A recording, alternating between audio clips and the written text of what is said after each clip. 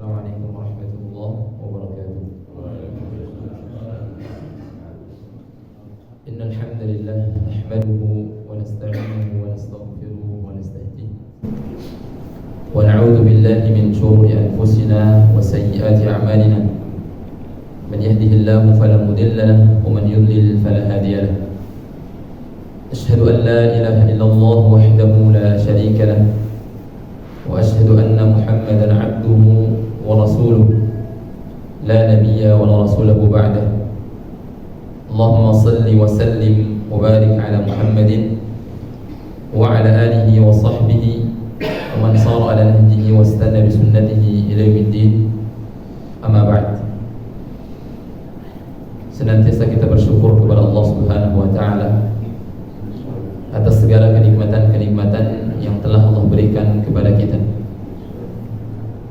di mana Allah Subhanahu wa taala mengaruniakan kepada hamba-hambanya begitu banyak kenikmatan, sehingga Allah Subhanahu wa taala katakan dalam Al-Qur'an, wa in tuhsu ni'matallahi wa in ta'uddu ni'matallahi la tuhsuha. Seandainya kalian mencoba untuk menghitung nikmat-nikmat yang telah Allah berikan kepada kita, niscaya kalian tidak akan pernah mampu untuk menghitungnya, karena saking banyaknya. Dan kelak kenikmatan-kenikmatan itu Allah akan minta pertanggungjawabannya. Kita gunakan untuk apa dan kita habiskan untuk apa? Sebagaimana dalam surah At-Takatsur Allah sampaikan, yauma la tus'alunna yawma idzin 'anil na'im. Hari di mana Allah Subhanahu wa taala benar-benar akan menanyakan dan meminta pertanggungjawaban atas kenikmatan yang telah Allah berikan kepada kita. Bahkan umur yang Allah berikan kepada kita hari ini, kalau Allah akan tanya, kita habiskan untuk apa dan kita pergunakan untuk apa? Nabi SAW dalam hadis yang sahih menyampaikan, la tazalu qadamu 'abdin yaumal qiyamah. Tidak akan pernah bergeser kaki seorang hamba kelak pada hari kiamat, hatta yus'al 'an arba', sampai ditanyakan kepadanya tentang 4 hal. Dan di antara 4 hal yang Allah tanyakan kelak pada hari kiamat, an umrihi fima afna, tentang umurnya dihabiskan untuk apa. Dan umur manusia di atas muka bumi ini begitu singkat, sehingga celakalah mereka yang menyia-nyiakan daripada nikmat umur. Nabi SAW menyampaikan, innama a'maru ummati baina 60 ila 70. Sesungguhnya usia umatku, kata beliau, berkisar hanya 60 sampai 70 tahun. Wa qalilun man yajuzu dzalik, dan sedikit sekali yang melampaui daripada usia 70 tahun. Ada tapi sedikit. Maka bagaimana usia yang singkat ini kita manfaatkan sebaik-baik mungkin. Jangan sampai kita menyesal kelak pada hari kiamat. Karena Allah sampaikan dalam Al-Quran, kelak pada hari kiamat seluruh manusia akan menyesal, menyesali kehidupan mereka di atas muka bumi ini. Orang saleh yang senantiasa mengamalkan amal saleh itu juga akan menyesal. Kenapa dia tidak lebih banyak mengumpulkan bekalnya untuk kembali kepada Allah Subhanahu wa taala? Apalagi orang-orang yang senantiasa berlumur maksiat, jauh lebih besar penyesalannya. Dalam surat Al-Fajr Allah sampaikan, waji'a yawma idzin bi jahannam. Ketika neraka jahanam didatangkan kelak pada hari kiamat di hadapan kita, dengan azabnya dan berbagai macam bentuk siksaan di dalamnya. Yauma idzin yatadzakkarul insan anna lahu dzikra. Maka di hari itu manusia akan sadar, baru mengingat tentang kehidupan mereka ketika di muka bumi ini. Dan hanya ungkapan-ungkapan penyesalan yang keluar dari mulut kita kelak pada hari kiamat. Wa yaqulu ya laitani qaddamtu li hayati. Aduhai kiranya aku benar-benar mempersiapkan untuk kehidupanku yang hari ini, yang saat ini. Dan itu kita ungkapkan hadirin setelah sampai hari kiamat, setelah sampai akhirat, sehingga penyesalan-penyesalan yang kita ungkapkan tidak akan pernah memberikan manfaat sedikit pun. Jadi kita meminta kepada Allah Subhanahu wa taala, farji'na na'mal shalihan. Ya Allah, kembalikan kami ke dunia untuk melakukan amal saleh. Kita akan menyesal pada hari kiamat itu. Umur ini gak ada yang tahu. Sedangkan kematian senantiasa menghantui kita dan senantiasa mengejar kita kemanapun kita pergi. Aynama takunu yudrikkumul maut, kata Allah, walau kuntum fi burujin musyayyadah.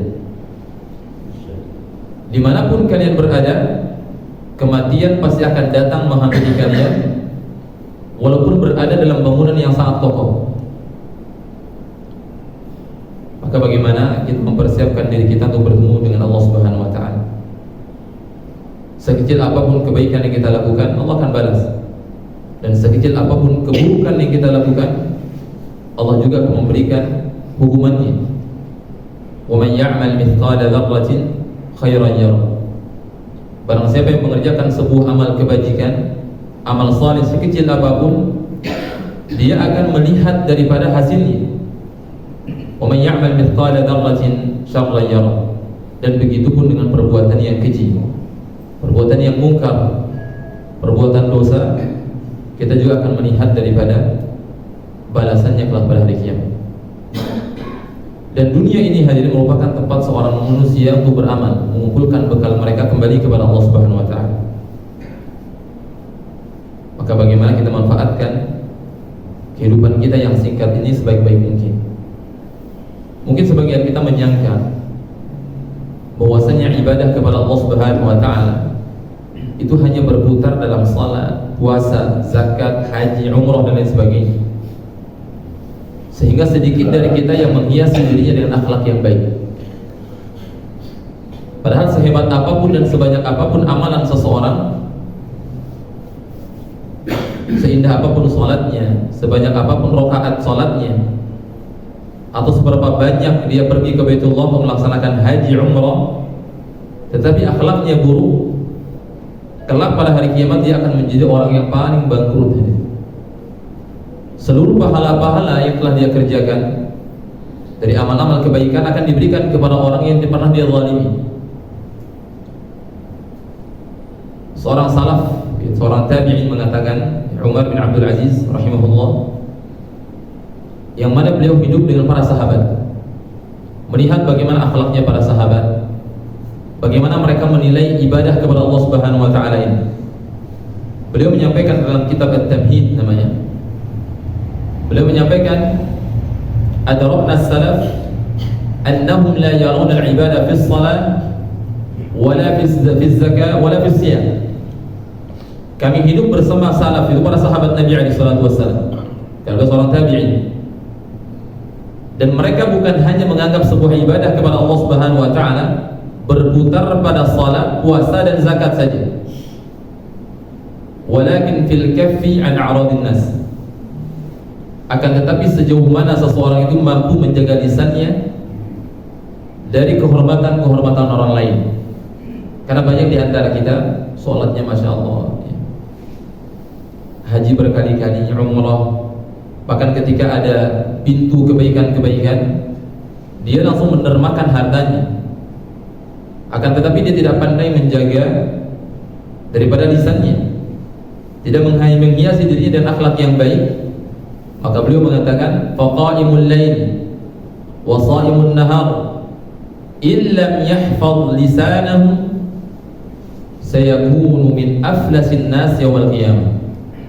Orang yang senantiasa menghidupkan malamnya dengan ibadah kepada Allah Subhanahu wa taala dan siang harinya dengan berpuasa, akan tetapi ketika dia tidak mampu menjaga lisannya, hadirin, dia akan menjadi manusia yang paling bangkrut kelak pada hari kiamat. Mungkin kita belum merasakan bagaimana buruknya akhlak kita di muka bumi ini. Akan tetapi sebagiannya kita merasakan. Ketika ucapan antum kurang baik dengan tetangga, tetangga akan menjauhi kita. Ketika kita mendapatkan musibah nanti, tidak ada seorang pun yang mau membantu kita. Karena selama ini akhlak kita buruk, perilaku kita buruk, sehingga orang itu enggan untuk membantu orang-orang yang akhlaknya buruk. ucapannya, perilakunya, dan lain sebagainya. Namun apakah yang dimaksud dengan akhlak yang baik?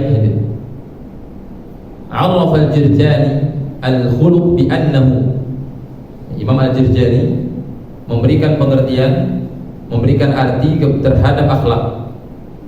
Beliau menyampaikan ibaratun an hayatin lin-nafs rasiqah tasduru anha al-af'al bi suhulatin wa yusrin min ghairi hajatin ila fikrin wa ruwiyatin. Bahwasanya akhlak itu adalah perkara yang keluar dari diri manusia, baik ucapan maupun perbuatan yang spontanitas. Jadi itu menandakan bahwasanya akhlak antum yang sebenarnya, akhlak kita yang sebenarnya adalah ketika kita melakukan perkara yang spontanitas tanpa berpikir.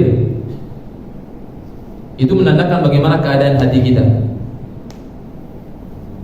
Karena seorang manusia jika hatinya baik, maka akhlaknya, tutur katanya, perbuatannya pun akan baik. Kata Nabi SAW dalam hadisnya, dalam hadis Arba'in An-Nawawiyah,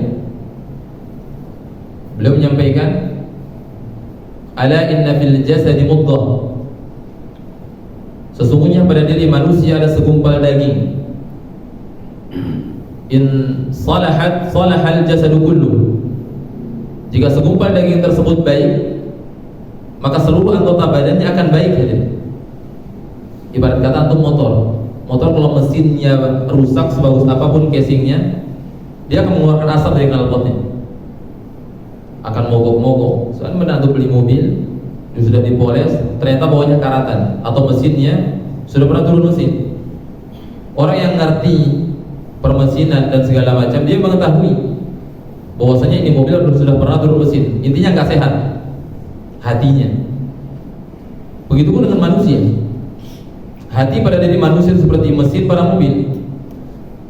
Maka jika hatinya baik, perilakunya, tutur katanya, perbuatannya, seluruh apapun yang dia lakukan akan baik. Wa in fasadat, kata Nabi, fasadat jasadu kullu. Jika hati sudah dipenuhi dengan dosa, hari-hari bermaksiat, sehingga akan muncul atau akan keluar dari lisannya adalah ungkapan-ungkapan yang buruk. Kita lihat bagaimana anak muda hari ini, bahkan ibu-ibu, bahkan kita sendiri pun seorang bapak-bapak, ketika kesandung saja atau hampir nabrak, ungkapan apa yang keluar dari mulut kita spontanitas. Itu menandakan bagaimana keadaan hati kita hadirin. Jika antum mengatakan istighfar, subhanallah, berarti hati antum dipenuhi dengan zikir kepada Allah Subhanahu wa taala. Tapi yang keluar dari mulut kita adalah ungkapan-ungkapan yang latah, maka itulah keadaan daripada hati kita. Ala wal qalb, kata Nabi. Segumpal daging tersebut adalah hati. Jadi kalau hati kita baik, maka yang keluar dari dalam mulut kita, spontanitas perilaku kita juga akan baik. Kalau kita berpikir terlebih dahulu, oh ini baik apa buruk, kita memikirkan terlebih dahulu, seseorang akan berhati-hati dalam berucap. Tapi ketika dia keluar dari mulutnya melakukan sebuah perbuatan spontanitas tanpa memikirkan sesuatu, itu menandakan sejatinya akhlaknya dia. Maka jika antum ingin melihat bagaimana seseorang akhlaknya baik atau buruk, lihat bagaimana ketika dia terkejut, lihat bagaimana ketika dia mendapatkan musibah, apakah keluar dari mulutnya hal-hal yang latah ataukah tidak. Dan akhlak ini hadirin, akhlak yang buruk itu bisa menghancurkan persahabatan. Di antara akhlak yang buruk, kedustaan, penipuan. Di antaranya adalah masalah hutang piutang atau pinjam dengan teman, setelah pinjam hilang, temannya udah akrab banget, tapi karena akhlaknya buruk, betapa banyak pertemanan-pertemanan, bahkan keluarga pun hancur karena seorang suami akhlaknya buruk, seorang istri akhlaknya buruk. Karena setelah seseorang itu menikah, bukan hal harta, bukan hal kecantikan ataupun gantengnya seorang laki-laki yang menjadi barometer kebahagiaan dalam rumah tangga, tetapi akhlaknya yang baik. Akhlaknya yang baik. Terlebih seorang wanita tidak memperhatikan gantengnya atau kayanya daripada suaminya. jika memang dia merupakan wanita salihah. Tapi jika mendapatkan suami yang akhlaknya baik, dia akan bahagia di dunia dan di akhirat. Karena Nabi SAW, khuliqatil mar'a min dil'in, perempuan itu diciptakan dari tulang rusuk yang bengkok, dan tulang rusuk yang paling bengkok a'laha, kata beliau, yang paling atas. Jika seorang suami berusaha untuk meluruskan daripada tulang rusuk tersebut, dia akan patah. Dan jika kita biarkan, dia akan tetap bengkok. Maka bagaimana seseorang itu bermuamalah dengan istrinya dengan cara yang baik? Nabi menyampaikan, istausu bin nisa'i khairan. Aku wasiatkan kepada kalian untuk senantiasa berbuat baik terhadap wanita, karena mereka lemah. Maka hadirin azza ya agung jami'an, ya Allah banyak sekali ayat-ayatnya dalam Al-Quran memerintahkan kepada kita dan melarang kita untuk berakhlak yang buruk. Di antaranya perintah Allah Subhanahu wa taala dalam surat An-Nahl. Allah menyampaikan, innallaha ya'muru bil 'adli wal ihsan. Sesungguhnya Allah Subhanahu wa taala memerintahkan kepada kita untuk senantiasa berlaku adil. Jika antum punya istri dua, atau berlaku adil dengan istri antum. Jika antum punya anak dua, harus berlaku adil. Dan adil itu hadirin adalah memberikan sesuai dengan hajatnya dan kebutuhannya, bukan diberikan rata.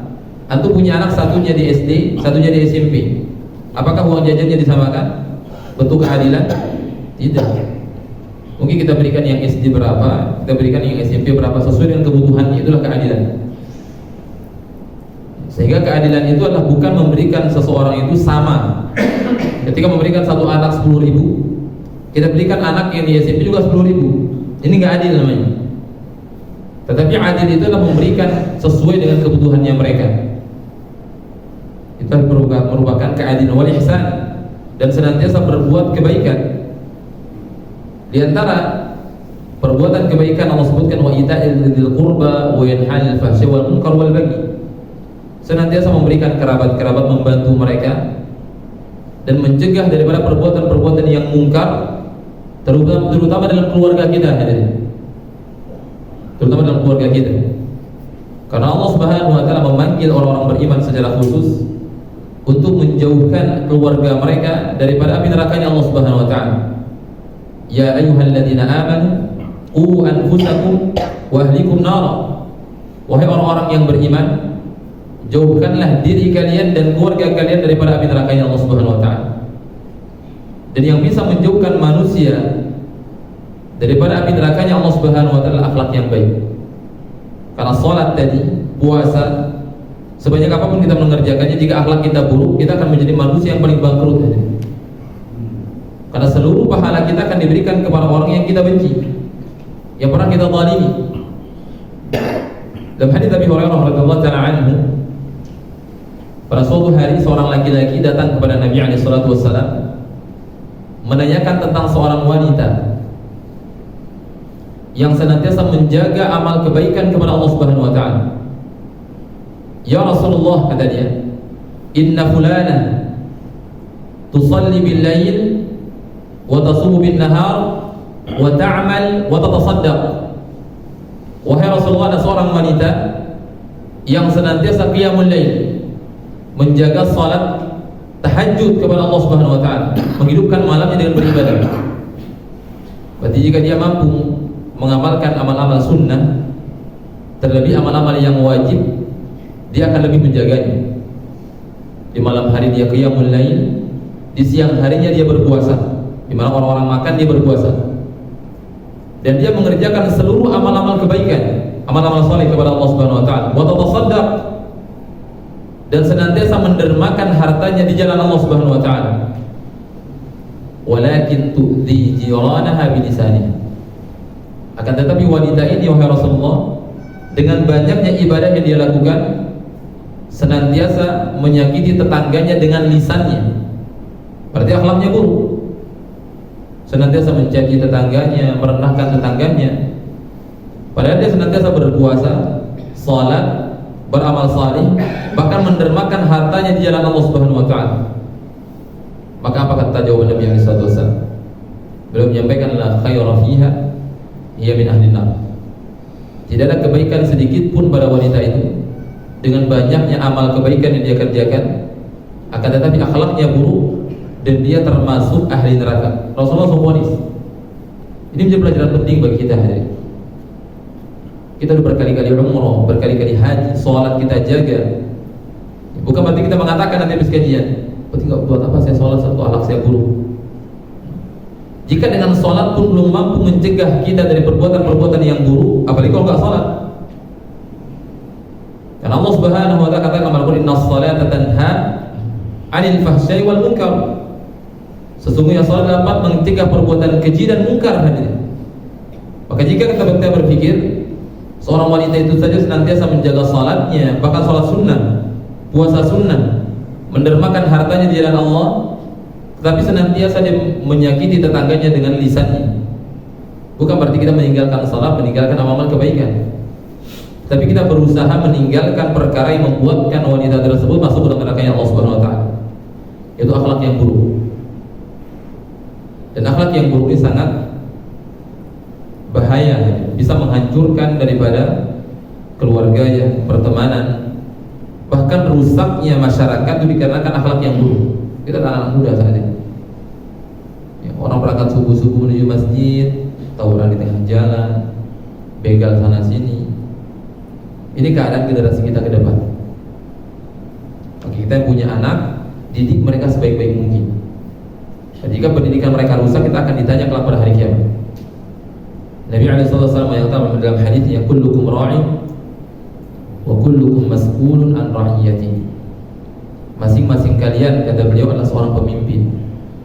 Yang namanya pemimpin adalah senantiasa mengayomi, mengarahkan, dan membimbing, mendidik daripada orang yang dipimpin. Dan kelak pada hari kiamat, kepemimpinan kita akan ditanya oleh Allah Subhanahu wa Ta'ala. Anak kita terjatuh dalam sebuah kesalahan, kita mengetahuinya, namun tidak ada upaya untuk kita mengingkari dan memberikan nasihat kepada mereka. Kelak pada hari kiamat kita akan tanya. Dalam ayat yang lain Allah sampaikan dalam surat Al-Hujurat, melarang kita untuk berakhlak yang buruk dan memanggil kita orang beriman secara khusus. Ya ayyuhalladzina amanu la yaskhar qaumun min qaumin asa an yakunu khairan minhum wala nisaa'un min nisa'in asa an yakunna khairan minhun. Wahai orang-orang yang beriman, janganlah kalian membangga-banggakan diri atas orang yang lain. Kita membanggakan diri atas tetangga kita, atas saudara kita. Ini tidak diperbolehkan dalam Islam. Karena itu merupakan kesombongan. Dan Nabi SAW menyebut dalam hadisnya, "La yadkhulul jannata man kana fi qalbihi mithqala dzarratin min kibrin." Tidak akan pernah masuk surga manusia yang di dalam hatinya terdapat kesombongan sekecil apapun. Karena yang menyebabkan iblis itu dikeluarkan dari surga, hadirin, karena dia tidak taat terhadap perintah Allah Subhanahu wa Ta'ala. Ulama menyebutkan seandainya iblis itu hanya nggak taat saja, tidak ada kesombongan dalam dirinya, mungkin dia akan selamat. Sebagaimana Nabi Adam alaihissalam melanggar daripada larangan Allah Subhanahu wa Ta'ala, tetapi bukan diiringi dengan kesombongan pelarangan itu, pelanggaran tersebut. Tetapi iblis la'natullahi alaihi melanggar perintah Allah Subhanahu wa Ta'ala diiringi dengan kesombongan. Wa idh qulna lil malaikati isjudu li Adam fasajadu illa iblis aba. Apakah hanya aba? Wastakbar. Ketika kami katakan kepada malaikat dan seluruh makhluk langit pada hari itu untuk bersujud kepada Nabi Adam alaihissalam, fasajadu. Seluruh mereka sujud mentaati perintah Allah Subhanahu wa Ta'ala illa iblis, kecuali iblis. Aba, enggan. Bukan hanya enggan, ulama menyebutkan seandainya dia hanya enggan untuk melaksanakan perintah Allah Subhanahu wa Ta'ala, mungkin dia bisa akan tobat di kemudian hari, karena rasa kesombongan dalam dirinya itu enggak ada. Tetapi selain enggan, hadir aba wastakbar wa kana minal kafirin, dia enggan kemudian menyombongkan diri sehingga termasuk orang-orang yang orang kafir. Begitu pun dengan kita, nggak boleh kita menyombongkan diri dari atas yang lainnya. Bisa saja yang kita hina, yang kita anggap rendah tersebut, kata Allah, an yakunu khairan minhum. Bisa saja kita pandang sebelah mata yang kita anggap buruk jauh lebih baik dan lebih tinggi derajatnya di sisi Allah Subhanahu wa taala. Karena yang menjadi barometer orang tersebut baik dan buruknya di sisi Allah bukan karena hartanya, hadirin. Bukan karena finansial, ganteng atau cantiknya, tinggi atau pendeknya seseorang, hitam atau putih kulitnya. Allah tidak pernah memandang ras manusia untuk menilai baik dan buruknya seseorang. Tetapi Allah lihat adalah bagaimana takwa kita. In akramakum indallahi atqakum. Sesungguhnya manusia yang paling tinggi derajatnya di sisi Allah Subhanahu wa taala adalah mereka yang paling bertakwa. Mereka yang paling taat kepada Allah dan mereka yang paling berusaha menjauhi daripada larangan-larangan Allah Subhanahu wa taala. Wala talmizu anfusakum wala tanabazu bil alqab. Dan janganlah kalian membangga-banggakan daripada orang tua kalian. Orang jahiliyah dulu membanggakan kami dari keturunan A, keturunan B, membanggakan dirinya. Sehingga turun ayat ini, wala talmizu anfusakum wala tanabazu bil alqab. Dan jangan juga saya memanggil dengan lakop-lakop yang buruk. Namanya Bapak Fulan sudah bagus, dipanggil dengan nama-nama apa? Kadrun atau apalah yang kita sebutkan. Ini merupakan hal yang dilarang oleh Allah Subhanahu wa taala. Bi'salil mulfusuqu ba'dal iman. Orang yang senantiasa menghiasi dirinya dengan akhlak yang buruk, hadirin, setelah dia beriman, maka dia didukumi orang yang fasik. Dan seburuk-buruk panggilan setelah seseorang itu beriman kepada Allah Subhanahu wa taala adalah kefasikan.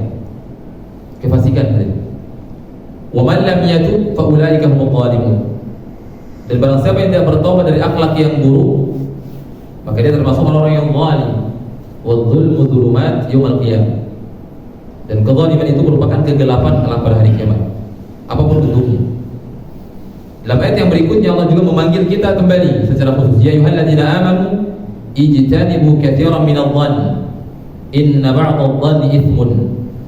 Wahai orang-orang yang beriman, jauhilah oleh kalian kebanyakan dari persangkaan-persangkaan. Kayaknya Bapak Fulan, kayaknya kepada hal-hal keburukan. Karena hal ini akan memicu seseorang itu akan menggibahi, menuduh tanpa bukti. Dan menuduh seorang muslim, hadirin, tanpa bukti itu bukan perkara-perkara yang remeh, itu perkara-perkara yang besar. Misalkan kita menuduh dia telah berzina dengan fulan.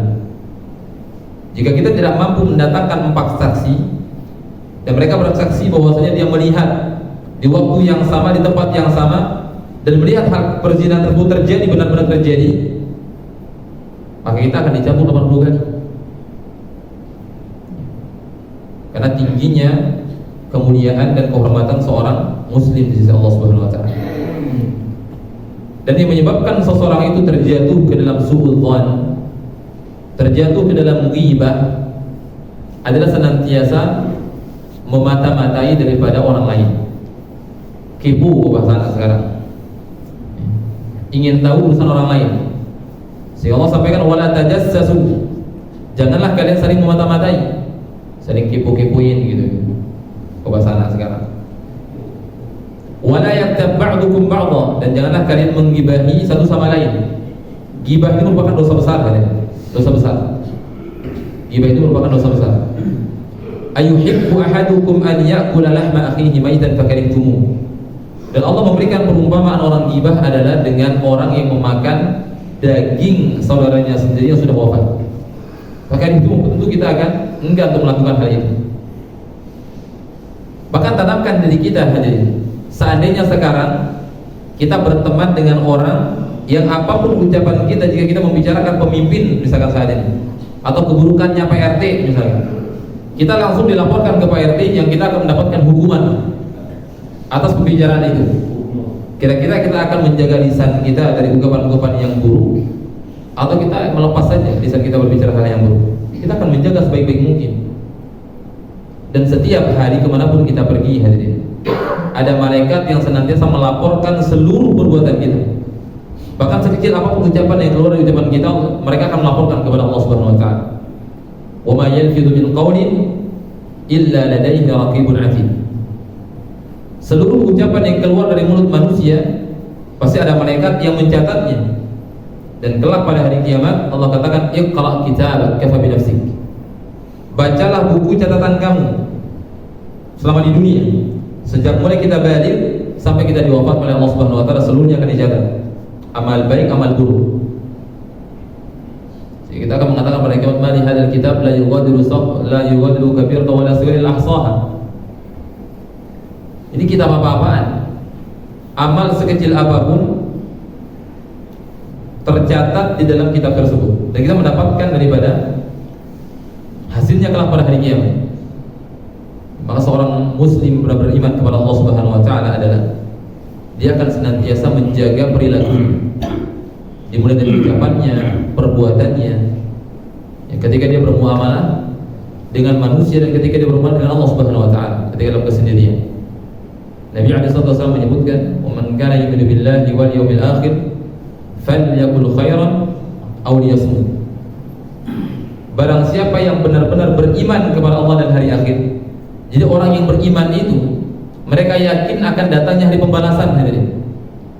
Mereka yakin bahwasanya amal apapun yang saya kerjakan, saya akan mendapatkan hasilnya. Sebagaimana itu di kantor, tidak ada satu instansi pun di atas muka bumi ini yang tanpa peraturan. Apalagi agama kita ini yang begitu sempurna. Karena agama yang Allah akui hanya Islam. Inna dina 'indallahi al-Islam. Sesungguhnya agama yang berada di sisi Allah Subhanahu wa taala Islam. Tentu penuh dengan aturan. Dan aturan dalam Islam adalah untuk menjaga diri kita, harta kita, dan seluruh masyarakat yang ada di sekitar kita. Itu tujuan daripada syariat ini diturunkan oleh Allah Subhanahu wa taala. Seandainya kita berusaha menerapkan, atau negara kita misalkan menerapkan hukum Islam saja, akan minim pencurian. Begal itu akan minim, karena mereka mencuri langsung dipotong tangannya di hadapan khalayak orang banyak. Orang yang berzina namun dia telah menikah, tidak kemudian ada saksi 4 atas perbuatan tersebut, langsung dirajam, dilemparin pakai batu sampai wafat di depan orang banyak, bukan secara sembunyi-sembunyi. Maka perselingkuhan, perzinahan itu akan terminimalisir. Tapi subhanallah, kita hidup di zaman yang penuh dengan fitnah. Ya, antum yang keluar tadi malam misalkan, coba jalan ketika beli nasi goreng atau apapun itu, antum lihat bagaimana keadaan generasi kita hari ini. Buka aurat, dibonceng sama laki-laki bukan mahramnya, dan orang tuanya pun ketika datang cowok itu untuk menjemput, om izin bawa fulana untuk jalan-jalan, pulang jam 11, jam 12. Bahkan tadi pas kami berangkat ke sini, jam segitu baru pulang mereka mendekati subuh kayak gini. Subhanallah. Ini bagaimana peran orang tua untuk berusaha menjaga anak-anaknya. Nah, kita kelak akan ditanya, jadi kita, apakah kita ridho dibonceng istri kita dan laki-laki lain? Tentu tidak. Tentu tidak. Ya. Maka hadirin Allah yakum jami'an, akhlak yang baik ini ya, merupakan hal yang urgen. Karena Nabi SAW mengatakan, innama bu'ithu liutimma makarimal akhlak. Aku ini diutus, kata beliau, hanya untuk memperbaiki bagaimana akhlak manusia. Maka beliau sampaikan, fa'adbi'is sayyi'atal hasanata tamhuha wa khaliqin nasa bi khuluqin hasan. Dan senantiasa ikutilah perbuatan yang buruk itu dengan perbuatan yang baik. Kemudian beliau menutup hadisnya dengan wa khaliqin nasa bi khuluqin hasanin. Sebaik apapun amalan yang kita kerjakan, kalau akhlak kita buruk itu terhapus nanti pada hari kiamat, diberikan kepada orang-orang yang telah kita berlaku buruk kepadanya. Karena pada suatu hari Nabi SAW berkumpul dengan para sahabatnya dan menanyakan kepada mereka tentang orang yang bangkrut. Beliau menyampaikan, atadruna manil muflis? Apakah kalian mengetahui siapa mereka orang yang bangkrut? Maka para sahabat mengetahui hanya orang yang bangkrut itu, kata mereka, al-muflisu fina man la dirham lahu wa la mal. Orang yang bangkrut yang kami ketahui ya Rasulullah adalah mereka yang tidak punya uang dan harta kekayaan. Ini orang yang bangkrut. Udah habis ludes disita oleh pengadilan misalkan karena hutangnya banyak, sehingga uang dan harta kekayaannya habis. Ini orang yang bangkrut. Kemudian Nabi SAW menjelaskan kepada para sahabatnya, sejatinya orang yang bangkrut innal muflisa min ummati, kata beliau, sesungguhnya orang yang bangkrut dari umatku, ya'ti yaumal qiyamah bi salatin wa siyamin wa zakatin, datang pada hari kiamat membawa pahala salat, pahala puasa, pahala zakat, pahala haji, umrah, dan pahala yang lainnya. Dan bersamaan dengan pahala-pahala tersebut, hadirin, wa ya'ti qad syatama hada wa qadhafa hada wa akala mala hada wa safaka dama hada wa aqada mala hada. Akan tetapi bersamaan dengan amalan yang begitu banyak tersebut, dia juga membawa dosa, telah mengejek fulan, syatama, merendahkan fulan, menghina fulan, menuduh fulan, membunuh fulan, mengambil harta orang lain. Wa ya'ti hadza min hasanati wa hadza min hasanatihi. Kemudian diambil kebaikan-kebaikan yang pernah dia lakukan, diberikan kepada orang yang pernah dia zalimi, yang pernah dia caci, yang pernah dia maki, yang pernah dia hina, dan lain sebagainya. Fa in faniyat hasanatuhu, kata beliau, dan apabila seluruh amal-amal kebaikan itu telah habis pahalanya, diberikan kepada orang yang pernah dia zalimi, walam yantahi ma yudha alaihi, dan belum selesai urusannya, ada banyak sekali orang-orang yang mengantri untuk meminta haknya.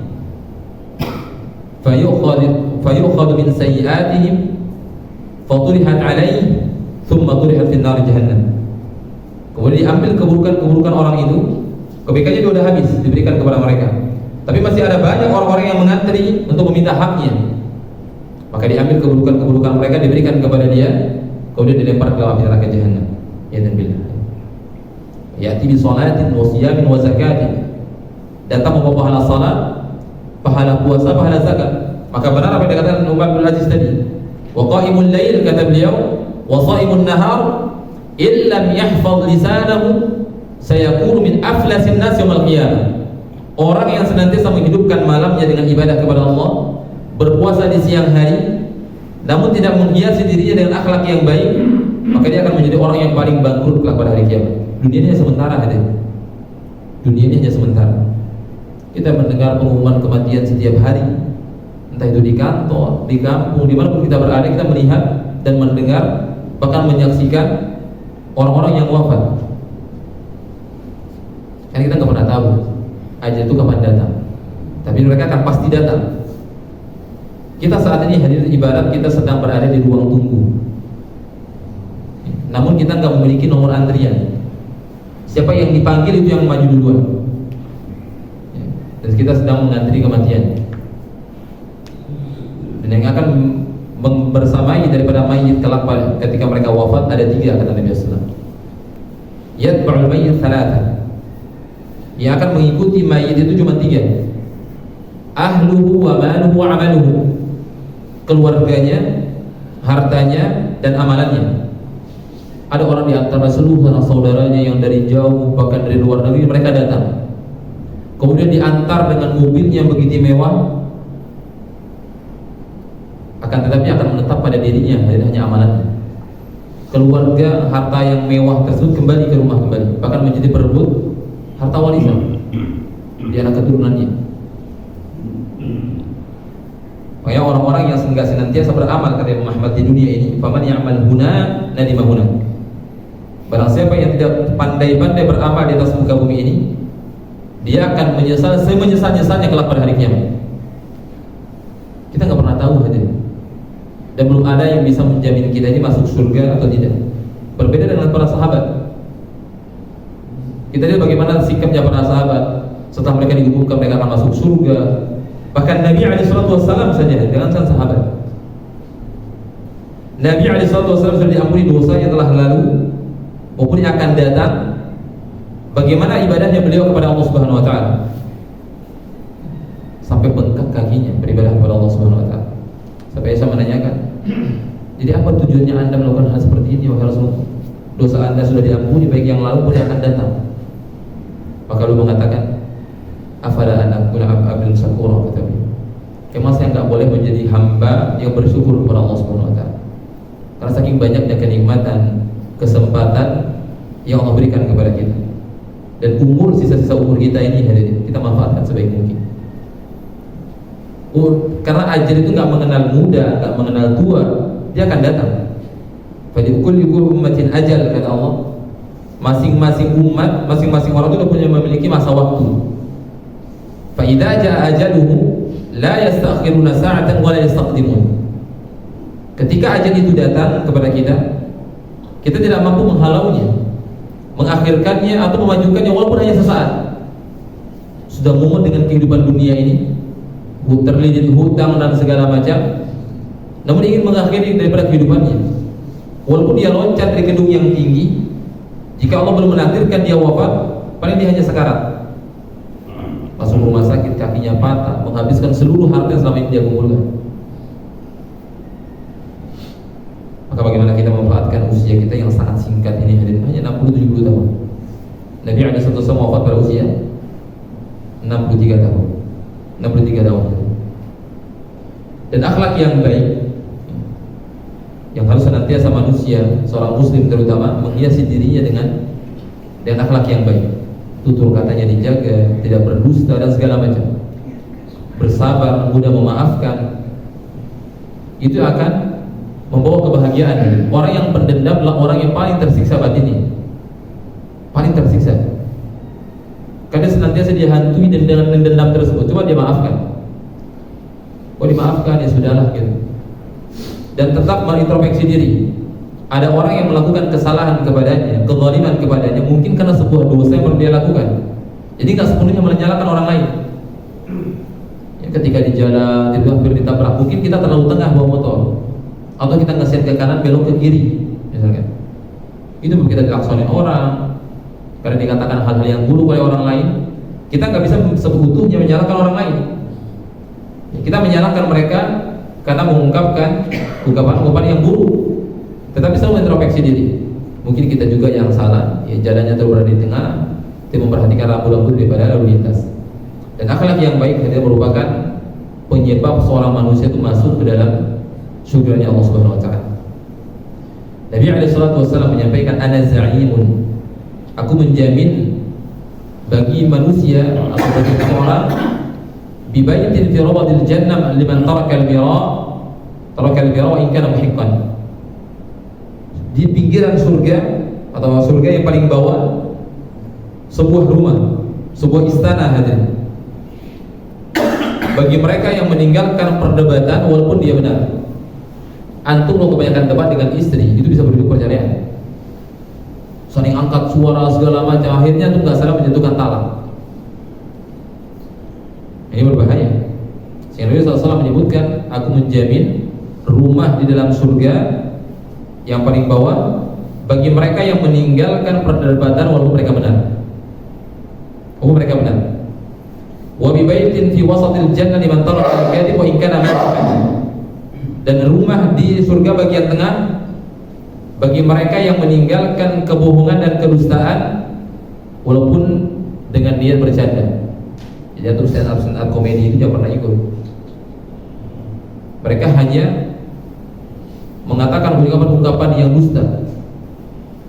Kemarin aku mandi, bukan air yang ditelan, ternyata gayungnya yang ditelan. Mana ada orang telan gayung?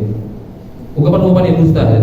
Walau kana mazihan, walaupun itu merupakan hal-hal yang dianggap bercanda.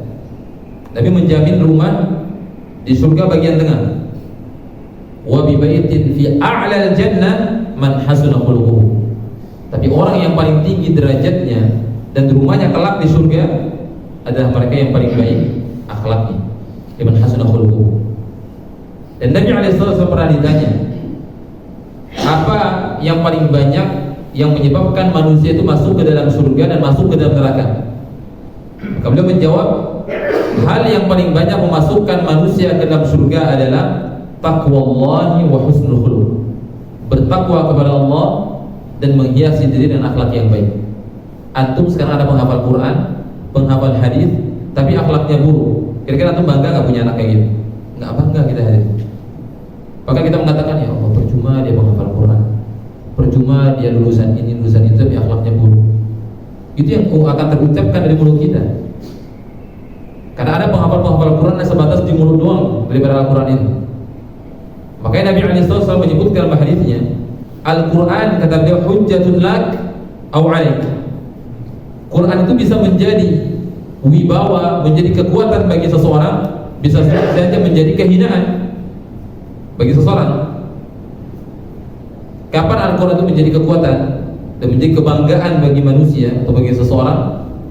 Ketika dia mengamalkan isi daripada Al-Quran itu, menghalalkan apa yang dihalalkan oleh Al-Quran dan mengharamkan perkara-perkara yang diharamkan oleh Al-Quran. Dan Nabi SAW, akhlak beliau adalah Al-Quran. Ketika sahabat bertanya kepada Aisyah, kaifa kana khuluqun Nabi SAW, bagaimana adanya akhlak Nabi SAW, maka Aisyah menjawab, kana khuluquhu Al-Quran. Akhlak beliau, ke bahasa kita ya, Quran berjalan. Quran berjalan. Maka akhlak yang baik ini menyebabkan manusia masuk ke dalam surganya Allah Subhanahu wa taala. Dan hal yang paling banyak memasukkan manusia ke dalam nerakanya Allah Subhanahu wa taala adalah al-fam wal farj. Mulut, lisan kita ini paling banyak masukkan kita ke dalam nerakanya Allah Subhanahu wa taala. Ghibah, dusta, kemudian menghina, mengadu domba dan segala macam, mencaci memaki dan kemaluan. Jadi orang yang tidak menjaga mulutnya dan tidak menjaga kemaluannya dan perkara-perkara yang haram, dia terancam masuk ke dalam nerakanya Allah Subhanahu wa taala. Kemudian akhlak yang baik juga hadirin, itu menyebabkan kita mendapatkan cinta Allah Subhanahu wa taala.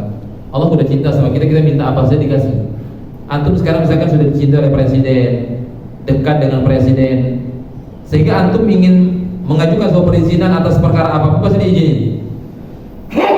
Karena antum sudah diidam-idamkan dan diidolakan oleh presiden. Ini bagaimana kalau kita diidolakan dan dicintai oleh zat yang menciptakan presiden seluruh makhluk di atas muka bumi ini. Sebagai firman Allah Subhanahu wa taala, wallahu yuhibbus sabirin. Dan Allah mencintai orang-orang sabar, dan sabar termasuk akhlak yang baik, akhlakul karim. Ketika antum ingin marah, antum bersabar. Makanya mengatakan, bukanlah orang yang kuat itu yang pandai bergulat, jago berantem, mau berantem sama orang paling jago, bisa kuat daripada tubuhnya, pukulan dan segala macam. Tetapi orang yang kuat itu, kata beliau, yang bisa mengendalikan emosinya dan amarahnya ketika dia marah. Ini orang yang paling kuat. Ya, karena kemarahan itu datang dari setan, dan ketika kita bisa menghalaunya, berarti kita lebih menang dibandingkan setan tersebut. Kemudian akhlak yang baik juga bisa mendatangkan kecintaannya Nabi SAW, dan bahkan kita akan menjadi orang paling dekat dengan Nabi kelak pada hari kiamat. Nabi menyampaikan hadisnya, inna min man ahabbukum ilayya wa aqrabukum minni majlisan yawmal qiyamah ahasinukum akhlaqan. Sesungguhnya orang yang paling aku cintai, kata beliau, di antara kalian, dan yang paling dekat kedudukannya kelak pada hari kiamat adalah mereka yang akhlaknya paling baik. Akhlaknya penting, hadirin. Atau ilmu banyak kita, tapi akhlak kita buruk, itu nggak ada nilainya. Sehingga kenapa banyak ungkapan-ungkapan mengatakan, ya, adab dan akhlak itu jauh lebih tinggi derajatnya dibandingkan ilmu itu sendiri. Bahkan ulama terdahulu, kunna nata'allamul adab 20 atau bal 10 ayyam atau 10 sana qabla an nata'allam al-ilm. Kami dulu belajar adab dan akhlak, kata mereka, itu selama 10 tahun sebelum kami belajar ilmu. Walaupun akhlak tersebut atau adab tersebut juga ilmu, hadirin. Maksudnya mereka adalah mempelajari ilmu-ilmu berkaitan dengan menghiasi diri akhlak yang baik. Sebelum kita mempelajari hukum-hukum yang lain dan ilmu-ilmu yang lain, harus sudah benar bersih hati kita. Karena hati ini, hadirin, ibarat botol ini. Botol ini kalau antum isikan air putih, dia akan keluar dari corongnya air putih. Ibarat teko. Antum isi kopi, dia akan keluar kopi. Antum isi air susu, dia akan keluar air susu. Begitu pun dengan hati. Kalau diisi dengan kebaikan-kebaikan, maka akan yang muncul dan keluar daripada lisan kita adalah kebaikan-kebaikan. Nah, seorang penyair mengatakan, lisanul mar'i miftahu qalbihi idh huwa abda ma yaqulu minal fami. Bahwasanya lisan manusia merupakan pintu daripada hatinya. Kapan hal itu bisa menjadi pintu? Idh huwa ma abda bil qawli minal fami. Ketika dia mulai mengutarakan ungkapan-ungkapan dan ucapan-ucapan daripada lisannya. akan keluar isi hatinya. Itu menandakan bagaimana isi hati daripada orang tersebut. Kemudian yang berikutnya hadirin, terakhir ya, sebelum kita tutup, bahwasanya akhlak yang baik tersebut adalah merupakan bukti kesempurnaan daripada iman seseorang.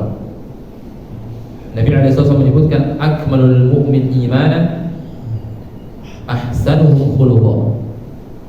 Bahwasanya manusia atau mukmin yang paling sempurna keimanannya adalah mereka yang paling baik akhlaknya. Kenapa bisa seperti itu? Ada orang mungkin bertanya, bahkan hari ini akhlak orang kafir jauh lebih baik, padahal mereka nggak beriman. Itu gimana? Kita jawab. Bahkan orang beriman saat ini mereka yakin adanya Tuhan, yakin adanya hari kiamat, tapi akhlaknya buruk-buruk itu.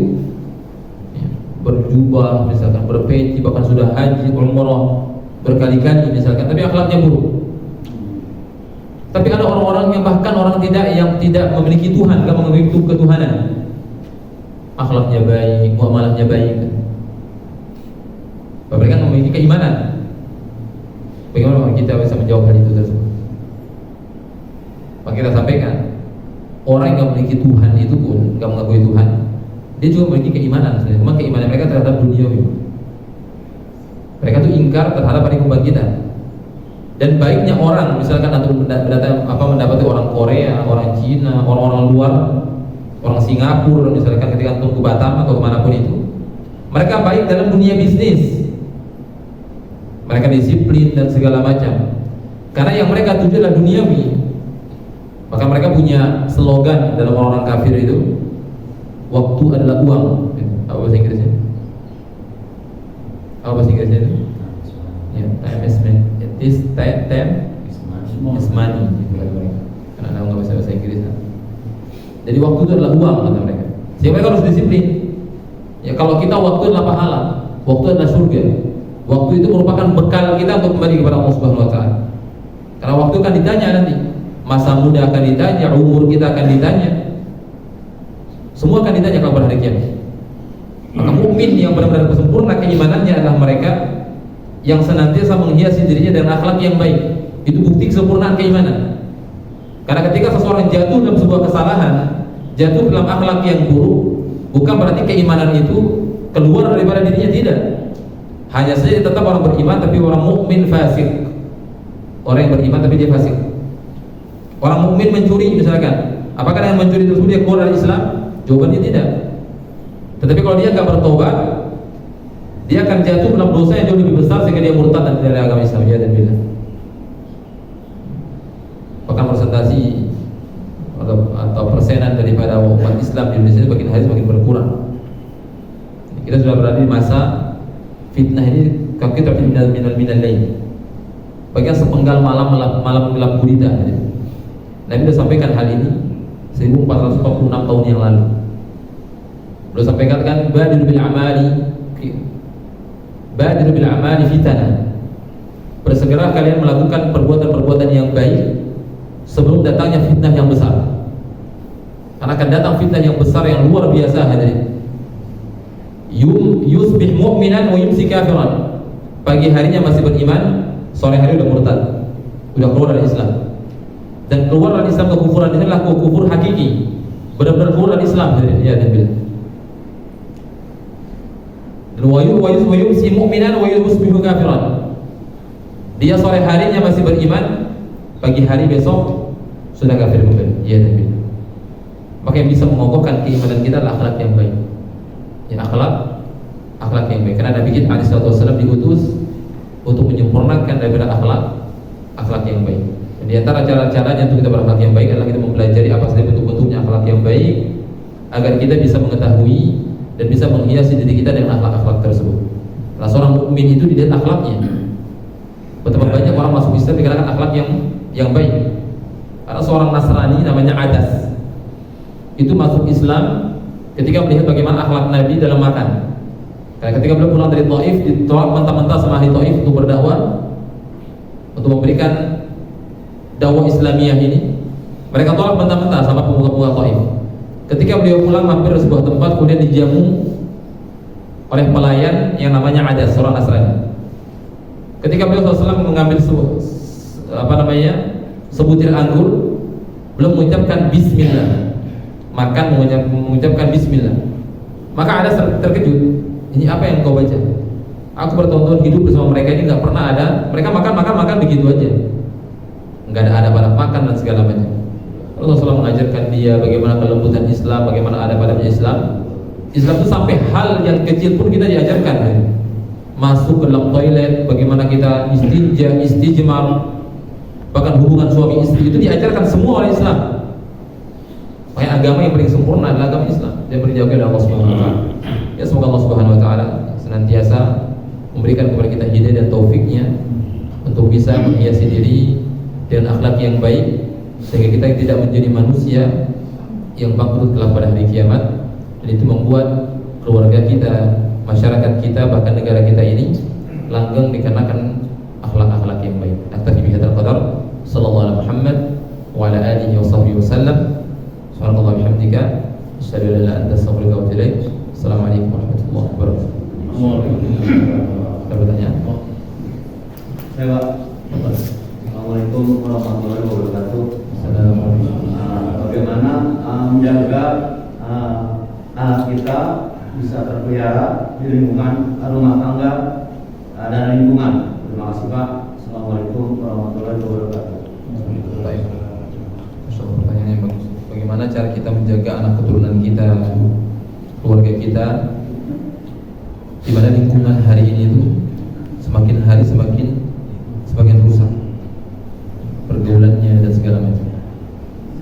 Yang terpenting pertama adalah kita menjadikan diri kita ini qudwah hasan. Jadikan diri kita suri teladan yang baik bagi anak-anak kita. Kayak kita sholat, kita bangun duluan. Ketika adzan, apapun pekerjaan kita, ketika ada di luar depan laptop, apapun urgensinya, kita berusaha jika kita bisa meninggalkannya di depan anak-anak kita tinggalkan. Karena jangan sampai ketika kita misalkan memerintahkan anak kita untuk sholat, namun kita sibuk di depan laptop, sibuk di depan kerjaan, sehingga anak-anak kita ini bukannya taat, dia akan membangkang nanti. Ayah kok nggak sholat? Oh ini sudah kerja, aku juga sudah kerjaan ya. Akhirnya adu argumen dengan orang tuanya. Itu yang pertama, menjadi qudwah hasan. Yang kedua adalah berusaha menjadikan kita pribadi dulu sebelum anak-anak kita adalah pribadi yang saleh. Kita lihat dalam surat Al-Kahf, Allah Subhanahu wa taala mengirim dua nabi untuk hanya untuk memperbaiki dan menjaga dua anak yatim di sebuah kampung. Wa ammal jidar, kata Allah, fakana li gulami yatimain wa kana tahtahu kanzun lahumā wa kana abuhuma shalihan. Adapun rumah yang kita perbaiki tadi adalah itu pemilik dua anak yatim yang mana di dalam rumah tersebut ada harta mereka, dan dulu kedua orang tuanya mereka ini adalah orang-orang saleh. Jadi Allah akan menjaga anak kita jika kita berusaha menjadi orang saleh, ke masjid, mengamalkan amalan-amalan sunnah kita jaga. Bahkan Imam Ahmad rahimahullah mengatakan, aku akan tambah rakaat salatku, kata beliau, untuk wahai anak di kemudian hari. Walaupun kita setelah wafat, Allah akan kirim orang-orang yang akan menjaga anak keturunan kita jika kita dulunya berusaha menjadi orang saleh. Tapi terkadang kita ada orang-orang yang menginginkan anaknya saleh, namun kitanya sangat jauh dari masjid. Sholat hanya ibarat kata, kadang zuhur sholat, asar nggak sholat, maghrib sholat, isya nggak sholat, subuh sholat, nanti zuhur nggak sholat, terus begitu. Kemudian kita menginginkan anak kita saleh, makanya merupakan hanya sebuah angan-angan. Itu yang kedua. Yang ketiga, senantiasa berdoa kepada Allah Subhanahu wa taala agar memberikan hidayah kepada anak kita, karena doa orang tua itu tembus langsung ke dalam menghalangi. Di antara doa yang mustajab, kata Nabi SAW, adalah doa orang tua untuk anaknya. Itu langsung tembus. Doa orang yang berpuasa, doa orang yang terzalimi, dan doa orang tua itu tembus ke langit. Makanya jangan sampai kita latah ketika anak kita melakukan sebuah kesalahan, didoakan dengan atau ungkapan-ungkapan yang buruk. Takutnya ada malaikat yang mengaminkan daripada doa kita itu, sehingga di kemudian hari kita menyesali daripada doa yang pernah kita utarakan kepada anak-anak kita.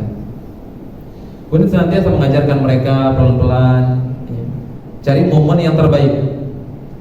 Karena anak-anak sekarang ini kita katakan mereka tuh anak-anak layangan, yang mana kita tarik ulur, Pak. Kita ulur yang dulu diulur, ditarik yang dulu ditarik. Karena angin yang berada di luar pergaulan mereka ini sangat kencang. Jangan sampai anak kita itu kabur dari rumah, itu bahaya sekali. Karena ada orang itu tingkah anaknya begitu keras, anak perempuannya, kabur anak tersebut ke Malang. Nah, perempuannya dicari sampai berbulan-bulan itu. Nah, hanya misal siapa, ayahnya nggak bisa lagi untuk masuk ke kehidupan anaknya. Caranya adalah kita bangun hubungan yang hangat dengan anak-anak kita, cari momen dan cari sesuatu yang dia sukai. Misalkan dia pengen beli sepatu bola, ketika antum beli sepatu bola, antum cari momen yang baik untuk antum kasih. Kira-kira antum kasih, ya ayah berusaha untuk memberikan kamu yang terbaik, baik dari perkara dunia, cuma hanya satu keinginannya ayah, gitu. Berusaha untuk menjadi anak yang saleh. Karena tujuan orang tua yang memiliki anak itu cuma satu, waladun salih yad'u lahu.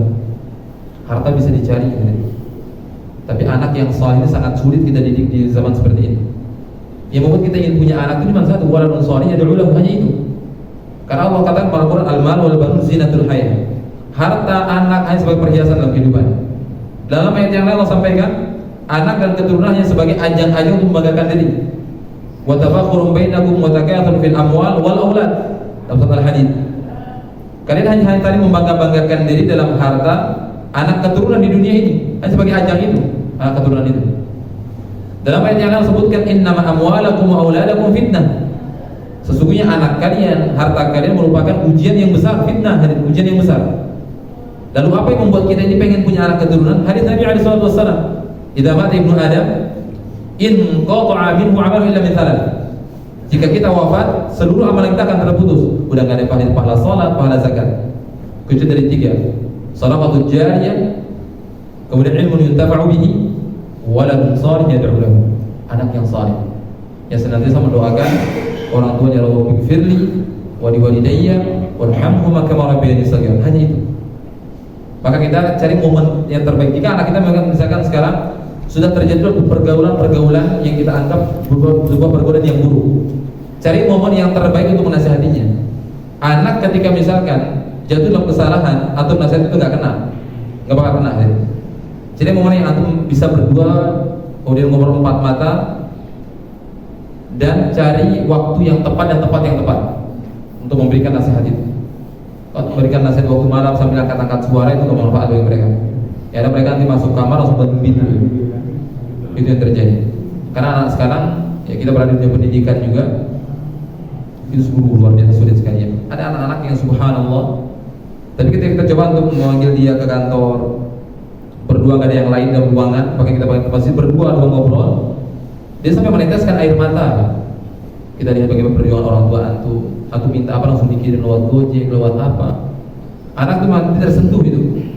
Atau berikan perhatian, kasih sayang, perhatian antum yang sangat penuh kepada dia. Dia akan tersentuh nanti dengan ucapan-ucapan itu. Beda dengan kita marah-marah, kemudian mencaci, memaki, segala macam, dia makin menjauh nanti. Karena Allah SWT berkata dalam Al-Quran, "Fa bi rahmatin minallahi linta lahum." Dengan rahmat Allah Subhanahu wa taala engkau berlaku lembut kepada mereka. Wa in kunta faddan ghaliran lam faddu min hawlik, kata Allah. Seandainya kamu berkata kasar, berlaku kasar, kemudian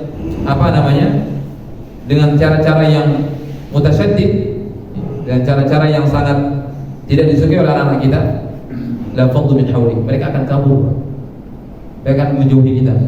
Sehingga mereka sudah mulai menguji handphonenya, kita nggak boleh masuk dalam kehidupannya, seperti itu.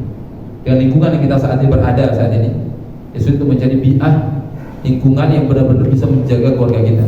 Maka buatlah lingkungan itu di rumah kita sendiri. Ketika anak-anak kita membawa ucapan-ucapan yang buruk, jangan langsung tegur, kak, misalkan, kok ucapannya seperti itu, dengan ucapan-ucapan yang lembut. Walaupun terlihat di anak kita itu kita seakan-akan lemah, enggak. Tegas itu hadirin, bukan berarti kita keras kepada anak-anak. Tegas itu teguh pendirian, itu tegas namanya. Enggak, itu tegas namanya. Walaupun kita ungkapkan dengan kalimat yang untuk ini jangan dulu deh ya, gitu. Karena begini kasih tahu baik buruk. Tapi tegas kita nggak mungkin bisa dilogisasi dengan anak kita, itu tegas namanya. Tapi kalau keras belum tentu tegas. Kalau keras kemudian memukul, kemudian mencaci, menghardik dan segala macam, yang ada mereka akan kabur dari sekitar kita. Jadi mungkin 3 tips itu yang bisa kita sampaikan dulu. Yang pertama, menjadi qudwah yang baik, senantiasa berdoa kepada Allah Subhanahu wa taala, dan cari momen yang terbaik untuk menasihati keluarga kita. Istri misalkan dalam keadaan yang buruk, Jadi momen yang terbaik dan pilih, cari waktu yang mana perpisahannya oleh istri adalah emas, perhiasan, itu perempuan. Antum beliau pun sekecil apapun kemudian ajak jalan kemana misalkan, kemudian sampaikan, nggak terasa ya umur pernikahan kita udah 25 tahun dengan liku-likunya segala macam, antum sampaikan dengan kasih sayang antum di situ, sehingga bumbu-bumbu cinta dan keharmonisan, subhanallah,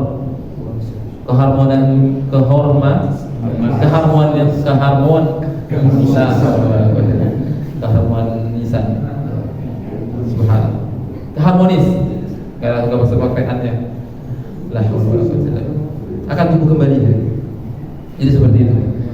Kita senantiasa berdoa kepada Allah Subhanahu Wa Taala dan ajak anak kita itu, kita ajak terlebih dahulu, ajak pelan-pelan.